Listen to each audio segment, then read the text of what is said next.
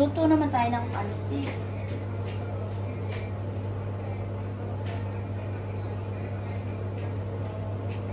Pansit na lutuin natin pang maramihan. Pero, ayun yung leche flan ko guys. Nandiyan yung leche flan ko. Garlic.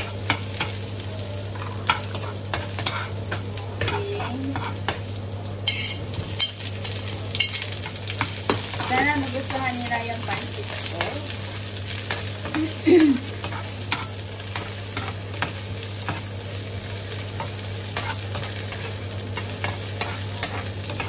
Lutong Pinoy.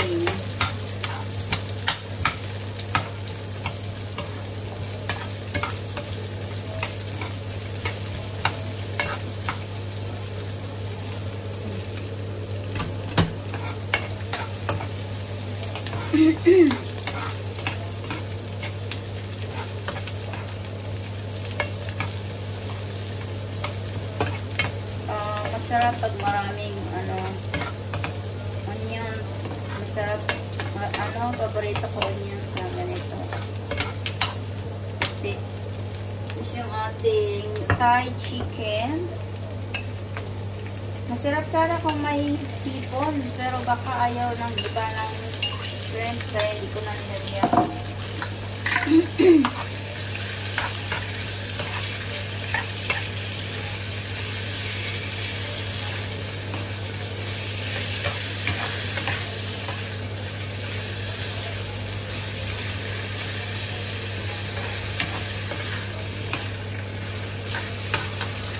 Kaya chicken na lang. Kumakain din naman halos. Mga puti, kumakain ng chicken. Kaya chicken na nalagay ko. Karamihan kasi ayaw nila ng chicken.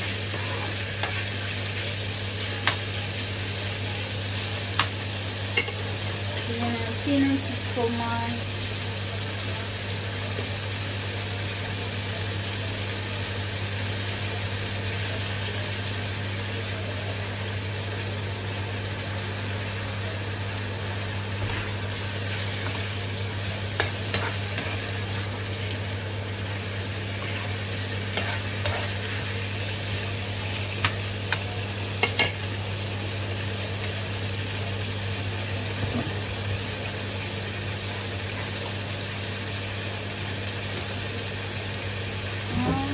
Ating ginisa flavor mix pangdagdag sa sarap.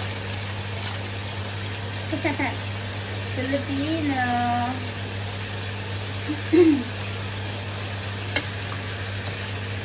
Para may lasa.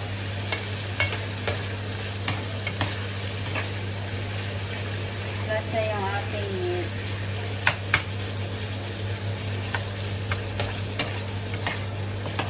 Juicy naman tong part sa chicken kasi Thai chicken siya.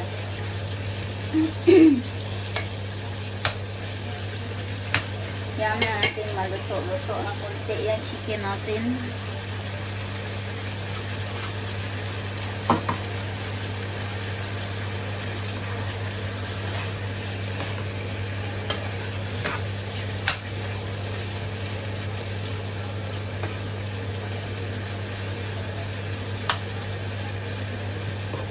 Lutuin na maigi para walang sakit sa tiyan.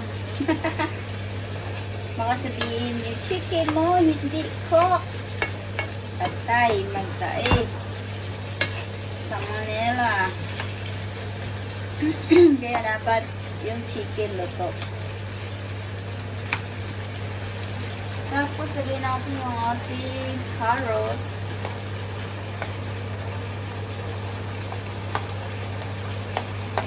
Kainin natin sila ng gulay. Maraming gulay.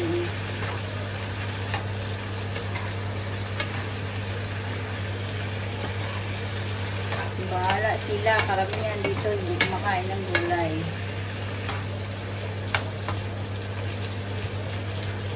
Gulay pa more. Lagyan natin ng tuyo.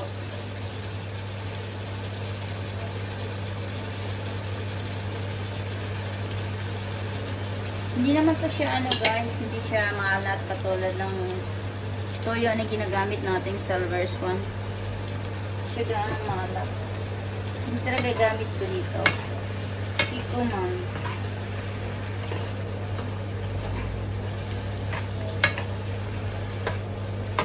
Alright.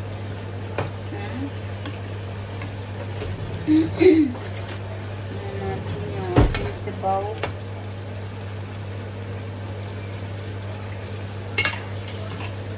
Lang.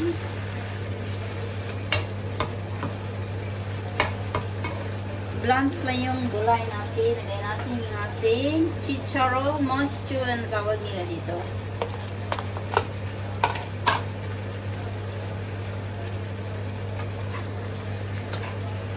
Chicharo sa atin. Ang daming gulay.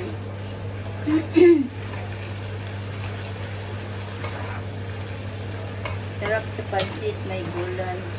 At yung ating cabbage. Kainin natin sila ng gulay, guys. Green. Para sila malusog. Para lumusog ang mga English.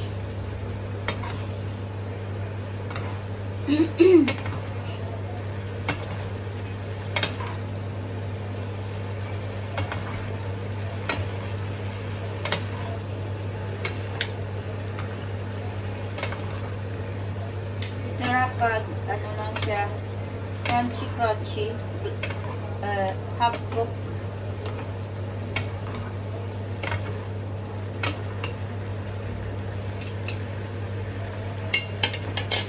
A little bit, takpan ng konti hanggang sa luto-luto ng konti. Yung aking leche flan, ano pa yan? 30 to 35 minutes. Wala pa.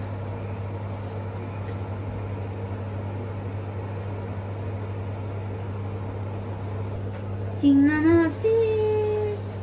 Kasi ano lang siya, half cook. Kaya pwede na ito.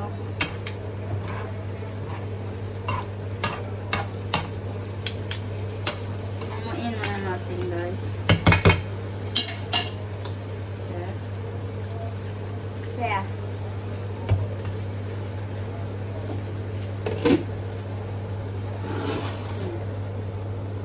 Ayan guys, lagay natin yung ating pansit. Ginawa ko yung tatlo. Let's see what happens.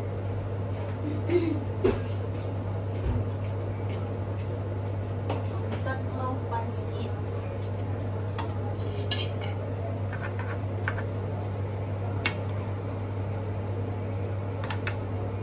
Baka gusto nila.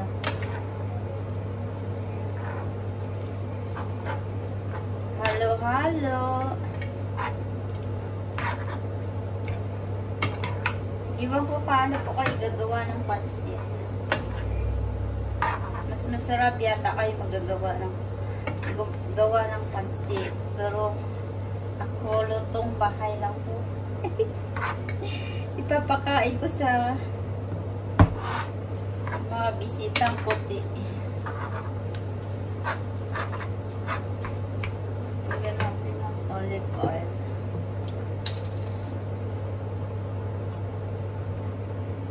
Para hindi siya tuyo. Up.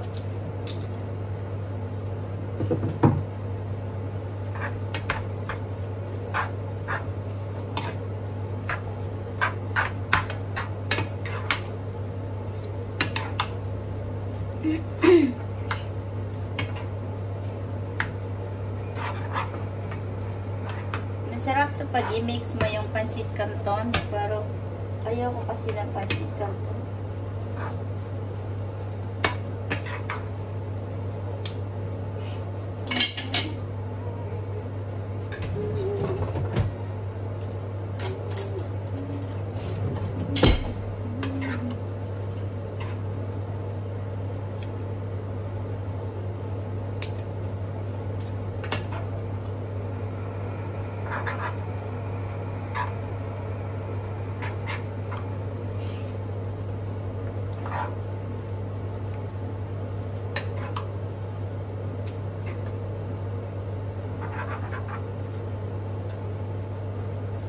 Dapat di siya magdikit-dikit. Kaya halo-halo lang guys. Kutub mo hanggang maluto. Okay na yung ating noodles guys. Hindi na siya magkadikit. Yan. Mix na natin yung ating veg. Hey! Isang katutak na veg. Kainin natin sila ng isang calderong vegetable. Diba? Hindi lang ako maggawa ng pansit. Diba po paano kayo maggawa ng pansit? Ang daming sahog. Veggies. Halo-halo lang natin. Kakainin lang nila dito, chicken. Chicken for more.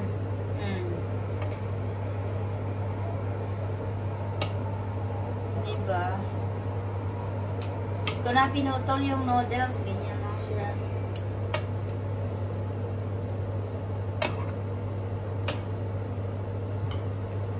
Halo-halo. For more. Nawala na yung gulay ko. Nawala na rin yung chicken. Initin ko na lang siya mamaya. Kasi 5 o'clock pa yung aming get together. Tapos, mayroon pang leche flan. Filipino. As in, Filipino talaga. Kain po kayo ng Filipino style food.